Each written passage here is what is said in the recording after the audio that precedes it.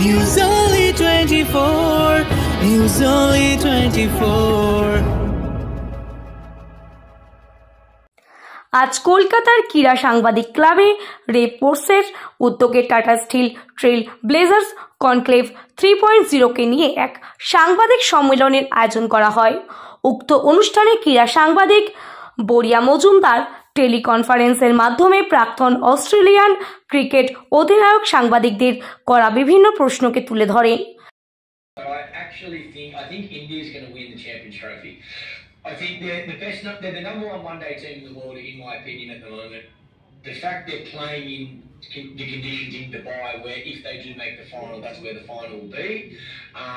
And I think their team really suits those conditions. Three wonderful spinners, in conditions that are probably a little bit slower paced than Pakistan, and certainly more spin in Dubai than there is in Pakistan. So I think it'll be Australia-India final, and I think India will win by one run. Kolkata sports journalist ক্লাবে আজকে সাংবাদিক সম্মেলনে ক্রীড়া সাংবাদিক বরিয়া Majumdar red স্পোর্টসের এই যে একটা এত বড় ক্রীড়া কনভেনশন বলা যায় যে এটা হচ্ছে, এটা যদি আমাদের একটু বিস্তারিত জানান। এটা third edition Tata still trail blazers কনক্লেভের। আজকে কলকাতা স্পোর্টস জার্নালিস্ট ক্লাবে একটা প্যাকড অডিয়েন্স ছিল, সমগ্র আমারই বন্ধু মিডিয়া ফ্রেটার্নিটির লোকজন ছিলেন। আমরা সেখানে শিডিউলটা অ্যানাউন্স করে দিলাম এবং বাকি আরো বেশ কিছু অ্যানাউন্সমেন্ট আমার কো ফাউন্ডার শর্মিষ্ঠা বলে দিল। আমি যে সামারাইজ করে দিই আপনাদের জন্য ছোট্ট করে। প্রথম কথা, 6 থেকে 8 মার্চ আইটিসি সোনারে এই কনক্লেভটা হবে। 3 দিন ধরে হচ্ছে। প্রথম দিন বিকেলবেলা 5টার সময় শুরু হবে, তার পরের দিন সকালবেলা 10টা থেকে সন্ধ্যে 6টা, আর থার্ড দিনও সকালবেলা 10টা থেকে 5:30 পর্যন্ত।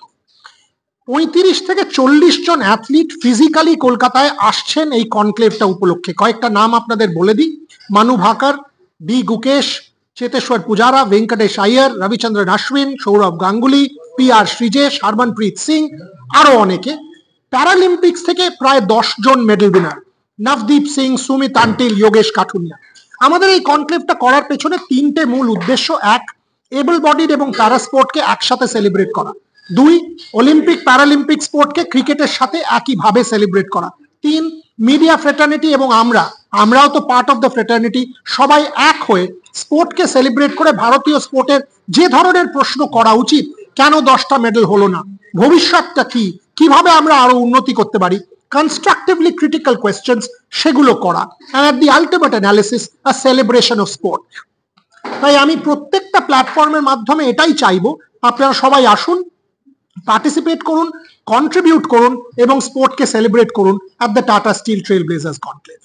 আর যে বিশেষ যে দ্রষ্টব্য জিনিস ছিল, যেমন সচিনের গ্লাভ এটা যদি আমাদের একটু জানান। হ্যাঁ, সাথে আজকে আমাদের কনক্লেভ প্রেস কনফারেন্সে শর্মিষ্ঠা বারবারই ডিটেলে অ্যানাউন্স করে দিয়েছে, 4টে আলাদা করে ইনস্টলেশন জোন থাকছে। 1, ওয়াল অফ ফেম, যেখানে সচিন তেন্ডুলকারের 100 গ্লাভস, স্যার ডোনাল্ড ব্র্যাডম্যানের ব্যাট, সৌরভের ব্যাট, অভিনবের Asian games medal winning jacket, এরকম বহু স্পোর্টিং আর্টিফ্যাক্টস এক্সিবিটেড থাকবে। এছাড়া একটা ম্যাগনেটিক চেসবোর্ড, যেখানে গুকেশ হয়তো একটা দান দেবেন, আপনাদের জন্য একটা গ্রেট ফটো অপ। এছাড়া একটা প্যারাজোন, যেখানে আপনারা হুইল চেয়ার বাস্কেটবল ধরনের খেলা প্যারিসের ফ্যান জোন থেকে ইন্সপায়ার্ড হয়ে আমরা করেছি, সেটা খেলতে পারবেন। ফাইনালি আমাদের এই যে 4টে জিনিস হচ্ছে, টাইটান রাগা তারা একটা স্পেশাল ঘড়ি তৈরি করছেন, লিমিটেড এডিশন।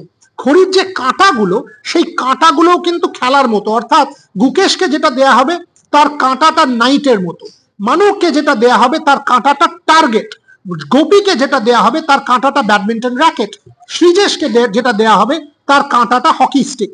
এই ধরনের লিমিটেড এডিশন ওয়াচেস আমরা আমাদের 2 জন athlete of the year Manu and গুকেশকে দেবো। এছাড়া 2 জন lifetime achievement award Sreejesh আর গোপীচাঁদকে দেবো। That's how the conclave is an overall celebration of sport. Thank you.